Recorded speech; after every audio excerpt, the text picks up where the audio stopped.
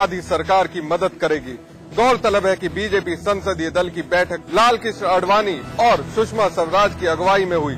इससे पहले बीजेपी के नेता मुख्तार अब्बास नकवी ने कहा कि सरकार अपने मंत्रियों को बचाने के लिए तरह तरह के हथकंडे अपना रही है। उनके मुताबिक जब तक पवन बंसल और अश्वनी कुमार का इस्तीफा नहीं हो जाता, खाद्य सुरक्षा बिल पास कराना मुश्किल है। दूसरी तरफ समाजवादी पार्टी ने भी सरकार की मुश्किलें बढ़ा रखी हैं। सपा महासचिव रामगोपाल यादव ने कहा कि रेल मंत्री पवन बंसल को इस्तीफा देना चाहिए, क्योंकि बंसल पे लगे आरोप बेहद गंभीर हैं। यूपीए 1 की जीत के पीछे आरटीआई और मनरेगा जैसी योजनाएं थी, इसलिए यूपीए 2 लैंड एक्विजिशन एक्ट और खाद्य सुरक्षा अधिनियम बनाने के बाद ही चुनावी समर में जाना चाहते हैं। इसलिए कांग्रेस की कोशिश यही है कि 10 मई से पहले इसी सत्र के अंदर खाद्य सुरक्षा बिल को पास करवा दिया जाए। बीजेपी के विरोध के बावजूद कांग्रेस ने अपने सांसदों को इसके लिए व्हिप भी जारी किया है। भाजपा संसदीय बोर्ड की बैठक में भले ही रेल मंत्री पवन कुमार बंसल और कानून मंत्री अश्वनी कुमार का इस्तीफा मांगा गया हो, लेकिन कांग्रेस ने अपनी स्थिति साफ कर दी है। कांग्रेस ने सभी सांसदों को व्हिप जारी करके संसद में मौजूद रहने के लिए कहा है, ताकि बजट सत्र खत्म होने से पहले ही खाद्य सुरक्षा अधिनियम को पास करवाया जा सके। इसी बाबत कांग्रेस मंत्रियों ने मुलायम सिंह यादव से भी मुलाकात की और लेफ्ट के नेताओं से भी। कोशिश साफ है कि अगर भाजपा और एनडीए के दल साथ न आए तो लेफ्ट, सपा और बसपा के भरोसे खाद्य सुरक्षा अधिनियम को कानूनी जमा पहुंचा दिया जाए। यूपीए सरकार को पता है कि खाद्य सुरक्षा बिल के मुद्दे पर एनडीए और भाजपा उनके साथ नहीं नजर आएंगे, लिहाजा कोशिश यही है कि सपा, बसपा और लेफ्ट दलों के सहारे ही वो इस बिल को कानूनी जामा पहना दे।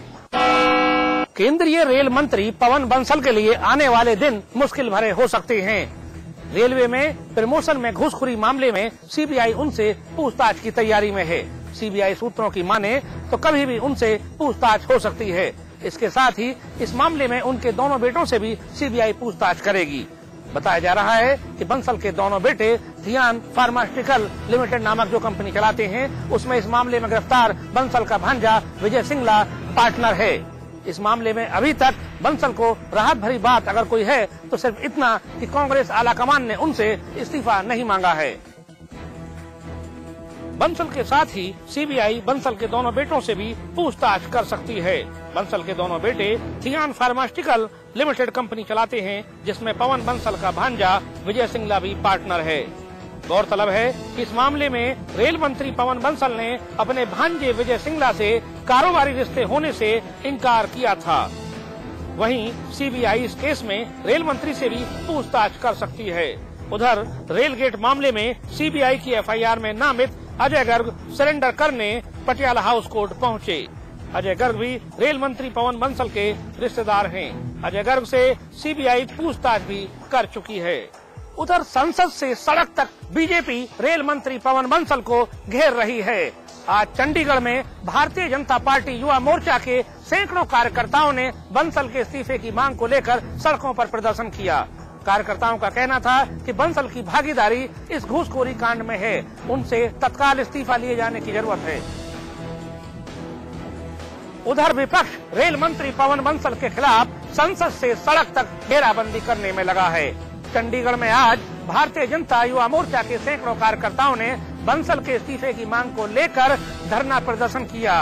कार्यकर्ताओं का आरोप है कि बंसल के निकट रिश्तेदार और उसके बेटे आपस में पार्टनर हैं, लिहाजा इस मामले में बंसल की संलिप्तता होने से इंकार नहीं किया जा सकता।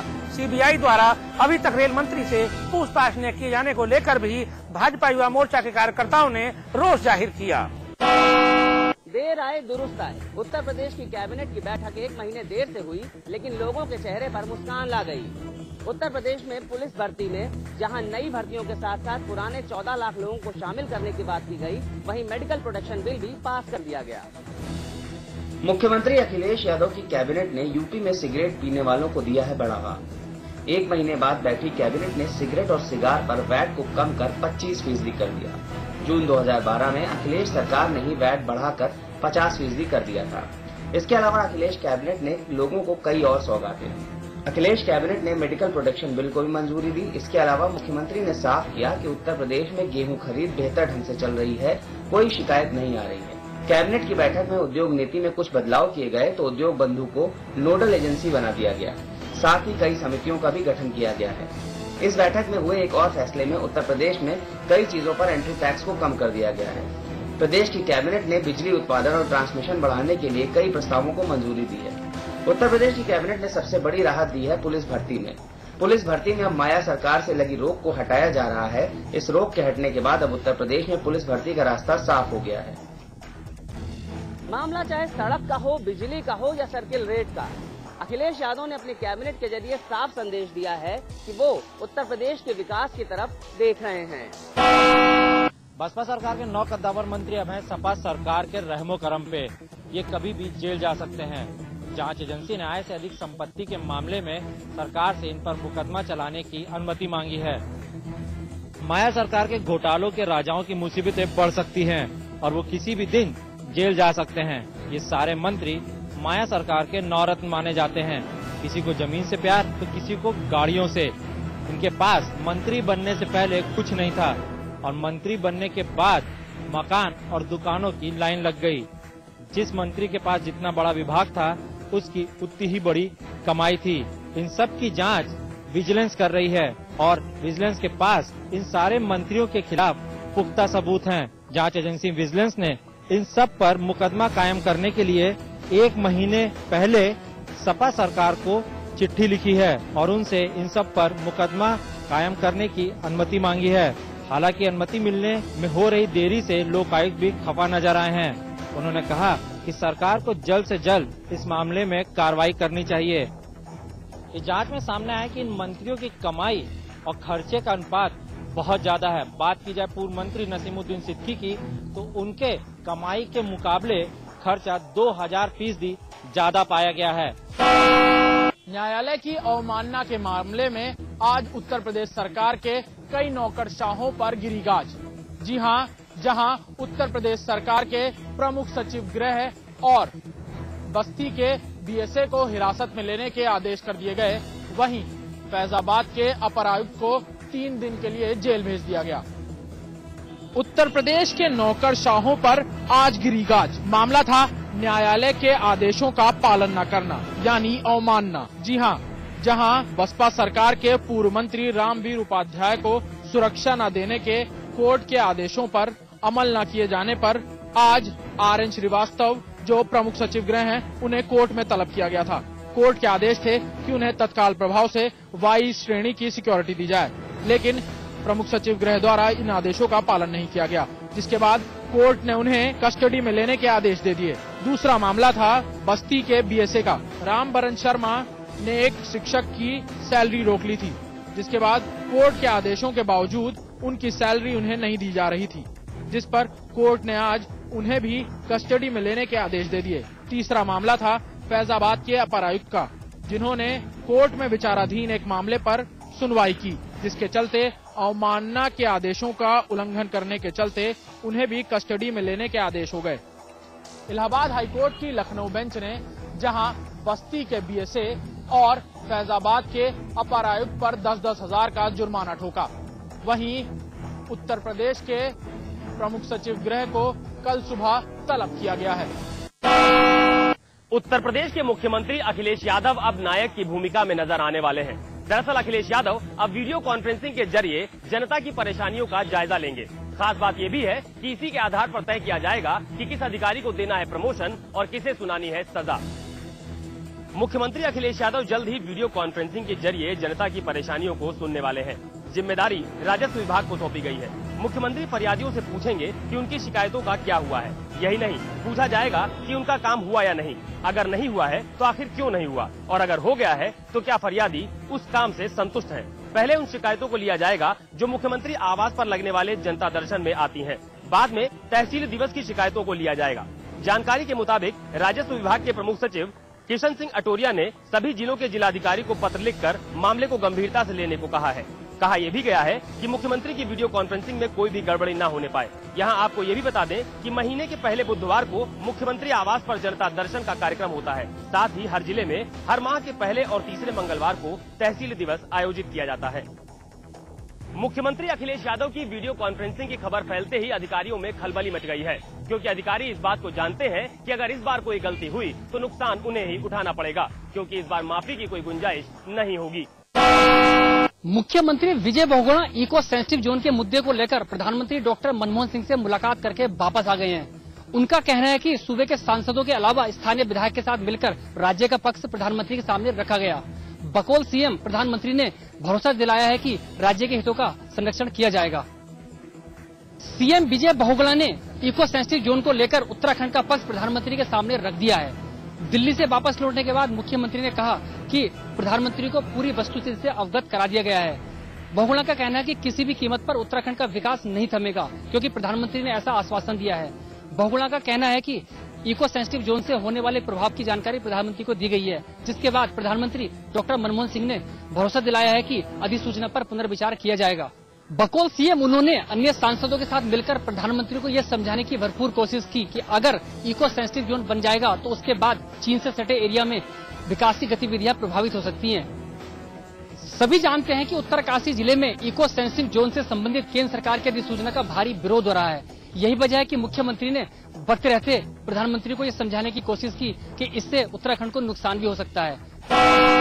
उत्तराखंड विद्युत नियामक आयोग के करंट का असर होना शुरू हो गया है। बिजली की बड़ी दरों का झटका तो उपभोक्ताओं को सहना पड़ेगा, लेकिन सूबे में बिजली की दरें बढ़ाए जाने का सियासी रंग भी अब तेज हो गया है। विपक्षी भारतीय जनता पार्टी ने इसके विरोध में आगामी 9 मई को प्रदेश व्यापी विरोध प्रदर्शन करने का ऐलान कर दिया है। विद्युत नियामक आयोग ने सिर्फ घरेलू कनेक्शन पर ही नहीं बल्कि अन्य सभी श्रेणी के उपभोग दरों को भी बढ़ा दिया है, जिससे आम आदमी तो प्रभावित होगा ही, लेकिन विपक्ष को राज्य सरकार को घेरने का एक नया मुद्दा और मिल गया है। विपक्षी बीजेपी ने न सिर्फ इस बढ़ोतरी को जन विरोधी बताया बल्कि आगामी 9 मई को प्रदेश व्यापी विरोध प्रदर्शन करने का भी ऐलान कर दिया है। वहीं मुख्यमंत्री विजय बहुगुणा का कहना है कि बिजली की दरें बढ़ाने में राज्य सरकार की कोई भूमिका नहीं होती, इसका निर्धारण स्वतंत्र रूप से नियामक आयोग करता है। सीएम ने कहा कि इन दरों में हुई बढ़ोतरी को अन्य राज्यों के मुकाबले कम बताया है।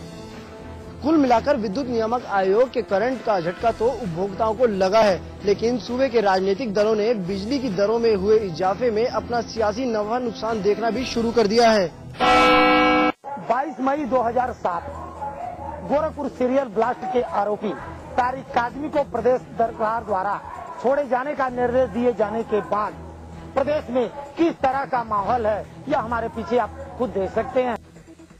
गोरखपुर सीरियल ब्लास्ट के आरोपी तारिक काजमी को प्रदेश सरकार द्वारा जैसे ही निर्देश जारी किया गया कि उसे बाइज्जत बरी कर दिया जाए, वैसे ही पूरे पूर्वांचल में एक विरोध की लहर सी दौड़ पड़ी और 29 अप्रैल से लेकर आज 7 मई तक भाजपा के एवं हिंदू संगठन के कई कार्यकर्ताओं ने प्रतिदिन जिलाधिकारी कार्यालय पर धरना प्रदर्शन का आयोजन किया गया था। आज 7 मई को बीजेपी कार्यकर्ता भारी संख्या में जिलाधिकारी कार्यालय पर विरोध प्रदर्शन कर रहे हैं। इनकी मांग ये है कि आतंकवादी को प्रदेश सरकार साथ दे करके उन्हें निर्दोष साबित करने की कोशिश कर रही है। यदि निर्दोष साबित कर दिया गया और बाइज्जत बरी कर दी गई तो उसका विरोध प्रदेश में भाजपा कार्यकर्ता पुरजोर से करेंगे। इस प्रदर्शन को देखते हुए प्रदेश की सरकार एवं न्यायालय ने काजमी की पेशी को निरस्त कर दी है और दूसरी तारीख तय कर दी है। देखना अब यह है कि इस विरोध प्रदर्शन का असर प्रदेश सरकार पर कितना पड़ता है। कानून व्यवस्था की समीक्षा करने इलाहाबाद आए सूबे के डीजीपी देवराज नागर ने कहा कि उनके पास कोई जादू की छड़ी नहीं जिससे कि चुटकी बजाते ही सब कुछ ठीक हो जाए। लोगों को अगर बदलाव चाहिए तो थोड़ा सब्र करना होगा। इलाहाबाद में प्रेस कॉन्फ्रेंस में कानून व्यवस्था के सवालों पर झल्लाए डीजीपी ने कहा कि कानून व्यवस्था तो पिछली सरकार में भी खराब थी। यूपी में कानून व्यवस्था का हाल किसी से छिपा नहीं है, कहीं कत्ल हो रहे हैं तो कहीं रेप। सीएम अखिलेश यादव के दावों के बावजूद महिलाओं पर होने वाले क्राइम में कोई कमी नहीं आई है। इन सब के बीच एक पखवाड़े पहले यूपी के डीजीपी बने देवराज नागर का कहना है कि उनके पास कोई जादू की छड़ी नहीं है जिससे कि वह चुटकी बजाते ही सब कुछ ठीक कर दें। उन्होंने कहा कि हालात में बदलाव के लिए लोगों को सब्र करना चाहिए। उन्होंने इशारों में जताने की कोशिश की कानून व्यवस्था को लेकर बेवजह हल्ला मचाया जाता है, क्योंकि कानून व्यवस्था पिछली सरकार में भी बेहद खराब थी। हालांकि उन्होंने भरोसा दिलाने की कोशिश की कि जल्द ही सब कुछ ठीक हो जाएगा और कानून से खिलवाड़ करने वालों के खिलाफ सख्त कार्रवाई की जाएगी। बरेली में सबसे सुरक्षित कहे जाने वाले एसएसबी दफ्तर से 174 फाइलें गुम हो गई हैं। जिला न्यायालय समेत कोर्ट के कई नोटिसों के बाद पुलिस की नाक के नीचे चोरी का सनसनीखेज मामला सामने आया है। बेहद संवेदनशील